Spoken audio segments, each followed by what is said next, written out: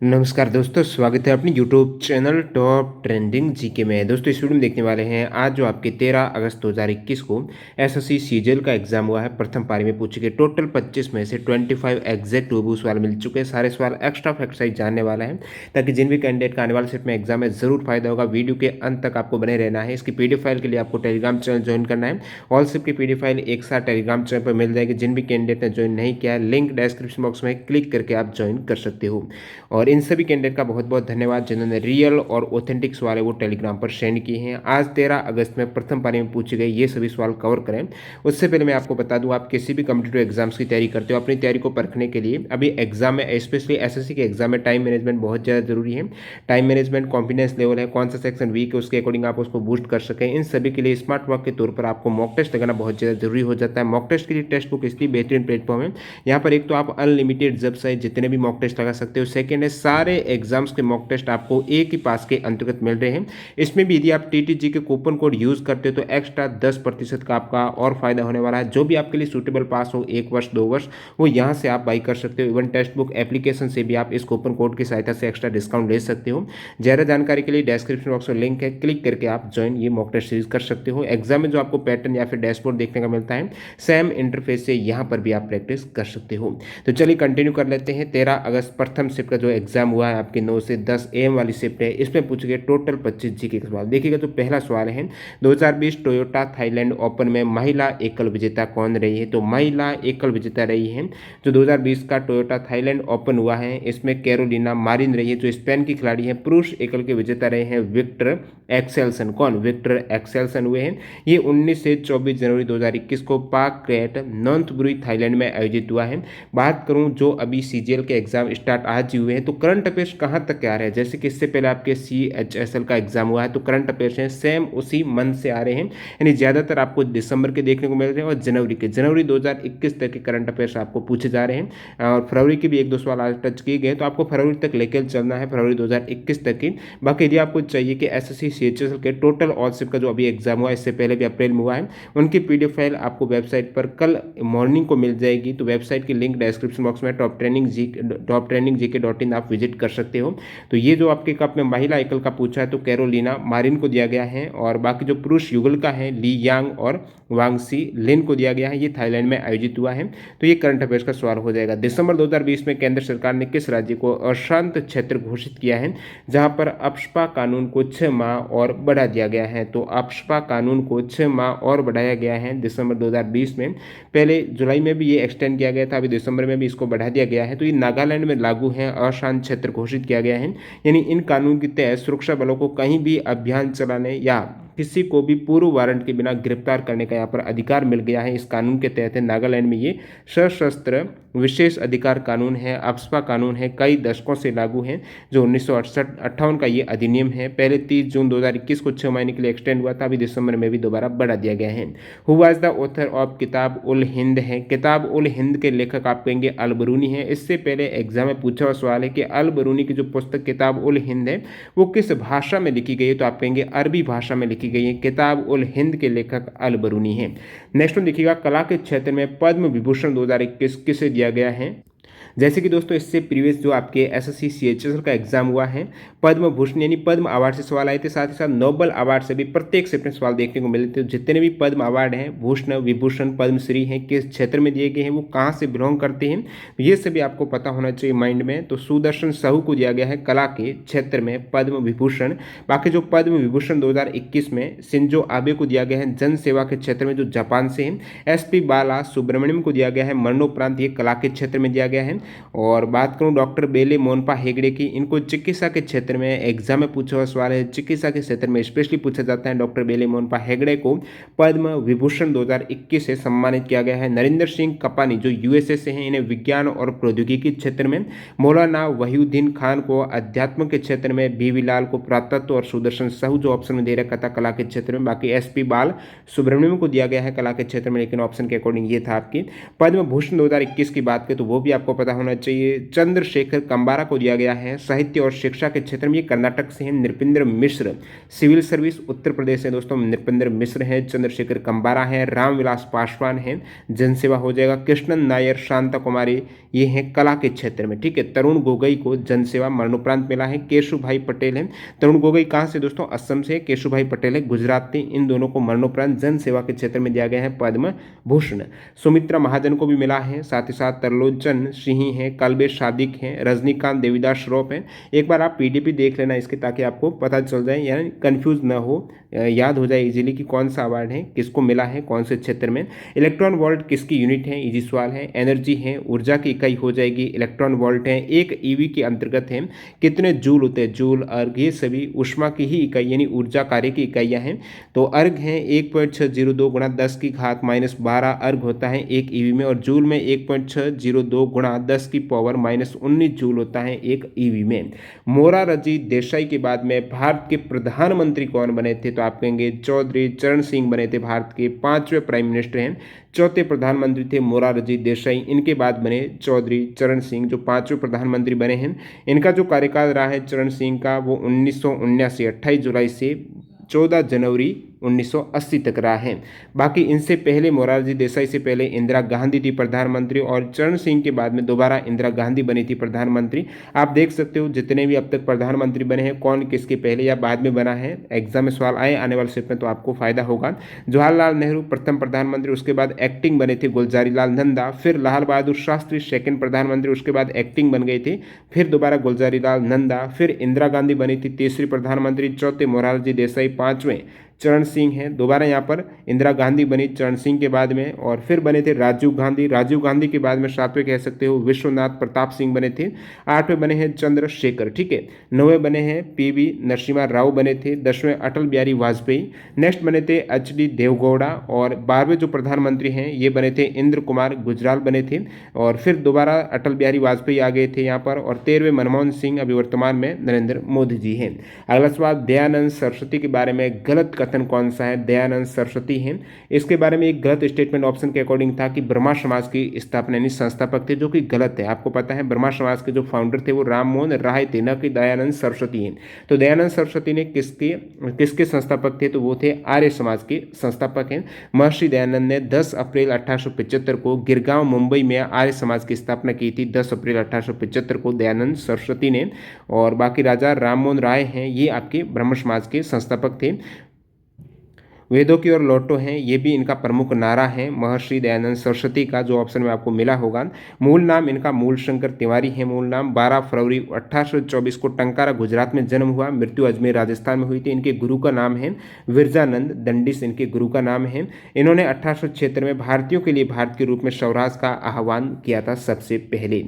ये तो था आपके दयानंद सरस्वती के बारे में। हो सकता है आने वाले सेट में स्वामी विवेकानंद का पूछ लें। तो विवेकानंद जी का जो मूल नाम है, वास्तविक नाम है, वो नरेंद्रनाथ दत्त था। इन्होंने अमेरिका में स्थित शिकागो में, आपको पता ही होगा, 1893 में विश्व धर्म सभा जो महासभा थी, उसमें भारत की ओर से सनातन धर्म का बहुत अच्छा प्रतिनिधित्व किया था, भाषण दिया था। उन्होंने 1 मई 1897 को रामकृष्ण मिशन की स्थापना की है दोस्तों। स्वामी विवेकानंद ने रामकृष्ण मिशन की स्थापना है, और वे रामकृष्ण परमहंस के शिष्य भी थे। उनके भाषण की शुरुआत मेरे अमेरिकी बहनों और भाइयों की हुई थी, जो प्रसिद्ध भाषण था। जन्म इनका हुआ था कलकत्ता में, याद रखिएगा, कलकत्ता में जन्म हुआ है स्वामी विवेकानंद का। मृत्यु हुई है इनकी बेलूर मठ, बंगाल रियासत, ब्रिटिश राज में। और आप जो इनका एक प्रमुख रचना है, पुस्तक है, वो है राजयोग हो जाएगी। अगले सवाल की ओर मूव करते हैं। यहाँ पर पूछा गया था आपको, द्वितीय गोलमेज सम्मेलन कब हुआ था? तो याद रखिएगा, दूसरा जो गोलमेज सम्मेलन है सितंबर से दिसंबर 1931 लंदन में हुए थे तीनों ही। दूसरा गोलमेज सम्मेलन याद कर रखना आपको 1931 में हुआ है, सितंबर से दिसंबर के मध्य। इसमें गांधी जी कांग्रेस का नेतृत्व कर रहे थे। इसके बाद गांधी जी ने शून्य अवज्ञा आंदोलन भी शुरू किया द्वितीय गोलमेज सम्मेलन के बाद में। द्वितीय गोलमेज सम्मेलन में महात्मा गांधी जी के साथ और किसने भाग लिया है? तो सरोजिनी नायडू और मदन मोहन मालवीय ने भाग लिया था गांधी जी के साथ में। द्वितीय गोलमेज सम्मेलन में मदन मोहन मालवीय एवं एनी बेसेंट ने खुद के खर्च पर भाग लिया था। कांग्रेस ने प्रथम गोलमेज सम्मेलन में भाग नहीं लिया था, द्वितीय में लिया था। और आपको पूछ ले किन्होंने तीनों गोलमेज सम्मेलन में भाग लिया है, तो डॉक्टर भीमराव अंबेडकर और तेज बहादुर सप्रू ने तीनों ही गोलमेज सम्मेलन में भाग लिया था। और पूछ ले कि तीनों सम्मेलन के दौरान इंग्लैंड के प्रधानमंत्री कौन थे, तो वो थे रैमजे मैकडोनाल्ड। ये तो था आपके सेकेंड गोलमेज सम्मेलन जो 1931 में। प्रथम गोलमेज सम्मेलन है ये आपके 22 नवंबर 1930 से 13 जनवरी 1931 तक ये भी लंदन में आयोजित हुआ था। कांग्रेस ने प्रथम गोलमेज सम्मेलन का बहिष्कार किया एक तरीके से, दूसरा हो गया 1931 में। और फिर बात करूँ मैं तीसरे गोलमेज सम्मेलन की, तो ये हुआ था 1932 में, 30, 31, 32 तीनों ही। तो 17 नवंबर 1932 से 24 दिसंबर 1932 तक चला था। लंदन में तृतीय गोलमेज सम्मेलन है। कांग्रेस ने सम्मेलन का बहिष्कार किया है, द्वितीय में ही भाग लिया है। इस सम्मेलन में कांग्रेस ने यानी भाग नहीं लिया था। नेफ्रॉन किस अंग की बुनियादी और कार्यात्मक इकाई है, तो किडनी की आपको पूछ लें। गुर्दे की बुनियादी और कार्यात्मक इकाई कौन सी है, तो आप कहेंगे नेफ्रॉन है। एक्चुअली में उल्टा ही था कि किडनी की बुनियादी या फिर कार्यात्मक इकाई आप कहेंगे नेफ्रॉन हो जाएगा। अगला सवाल 2020 में रविंद्रनाथ टैगोर साहित्य पुरस्कार है, ये किसे दिया गया है, राजकमल झा को 2020 में रविंद्रनाथ टैगोर साहित्य पुरस्कार हैं, ये राजकमल झा को दिया गया है। उनकी रचना द सिटी एंड द सी के लिए एनटीपीसी में भी सवाल आया था, रिपीट हुआ। यदि आपको एनटीपीसी के टॉपिक वाइज पीडीएफ फाइल चाहिए तो toptrainingGK.in वेबसाइट विजिट कर सकते हो। 2019 में जो रविंद्रनाथ टैगोर साहित्य पुरस्कार 20 का पूछा था तो राजकमल झा हो जाएगा। 19 में रानादास गुप्ता को दिया गया था उनकी रचना फॉर सोलो के लिए। और प्रथम पुरस्कार शुरुआत 2018 में हुई थी, ये तीसरा है। तो प्रथम 2018 में कबीर को दिया गया था, जो उनकी पोइट्री है 100 पोइम्स ऑफ कबीर। पानी को ऊष्मा देने पर गर्म जल के अणु हैं वो नीचे से ऊपर की ओर बढ़ते हैं और ठंडे जल के अणु नीचे की ओर आ जाते हैं। ये ऊष्मा की कौन सी घटना है, तो पानी को आप ऊष्मा देंगे उस केस में होगा क्या कि जो पानी का नीचे घनत्व है वो कम हो जाएगा, ऊपर घनत्व ज़्यादा है, क्योंकि नीचे सबसे पहले ताप मिल रहा है। तो ऊपर घनत्व ज़्यादा है, नीचे कम है, तो धीरे धीरे ऊपर के अणु ज़्यादा घनत्व वाले कम की ओर नीचे की ओर आएंगे और ये गर्म होकर ऊपर चले जाएंगे। तो ये सहवन का उदाहरण हो जाएगा। कॉन्वेक्शन का आपको पूछा है, सहवन है। योजना आयोग की स्थापना कब की गई थी, 1950, याद रखिएगा 15 मार्च 1950 को योजना आयोग की स्थापना की गई थी। अभी योजना आयोग के स्थान पर नीति आयोग की स्थापना की गई है 1 जनवरी 2015 को। योजना आयोग को भंग आपको पूछ रहे हैं, यहाँ पर खत्म समाप्त कर किया गया है, तो 13 अगस्त 2014 को योजना आयोग को खत्म कर दिया गया। इसके स्थान पर नीति आयोग की स्थापना फिर 1 जनवरी 2015 को हुई है। नीति आयोग 1 जनवरी 2015, 15 मार्च 1950 को योजना आयोग की स्थापना हुई थी। पूछ रहे कि फर्स्ट डिप्टी चेयरपर्सन कौन है, प्लानिंग कमीशन योजना आयोग के कौन रहे थे, गुलजारी लाल नंदा रहे थे। अंतिम डिप्टी चेयरपर्सन रहे थे मोन्टेंग सिंह अहुल्या रहे थे। ये सभी योजना आयोग के हैं। नीति आयोग की बात करूँ, एग्जाम में पूछा जाता है, नीति की फुल फॉर्म क्या है, national institution for transforming India है। और फर्स्ट चेयरमैन है नीति आयोग के 2015 में हुई। तो जो प्रधानमंत्री रहते हैं वही अध्यक्ष रहते हैं आयोग के। नीति आयोग योजना आयोग तो नरेंद्र मोदी रहे हैं। अरविंद पनगरिया हैं, ये फर्स्ट वाइस चेयरमैन रहे हैं नीति आयोग के। फर्स्ट डिप्टी चेयरपर्सन है प्लानिंग कमीशन के, ये गुलजारी लाल नंदा हो गए, बता दिया मैंने। और वर्तमान में नीति आयोग के अध्यक्ष हैं मोदी जी, नरेंद्र मोदी हैं। वाइस चेयरपर्सन है राजीव कुमार और सीईओ हैं अमिताभ कांत। अगला सवाल, संवेग की विमा निम्न में से किसके समतुल्य है। संवेग की विमा है वो दोस्तों इम्पल्स के समतुल्य हो जाएगी, आवेग की हो जाएगी मोमेंटम, यानी सहती द्रव्यमान गुणा वेग संवेग है वो आवेग के ही इक्वल उसकी विमा रहती है। देश में इंटरनेट सेवाओं के प्रसार एवं नेटवर्क की स्पीड बढ़ाने के लिए हाल ही में कौन सी योजना शुरू की गई है, तो देश के अंतर्गत भारत में इंटरनेट सेवाओं के प्रसार एवं नेटवर्क की स्पीड बढ़ाने के लिए पीएम वाणी योजना को शुरू किया गया है। कौन सी योजना, पीएम वाणी योजना है।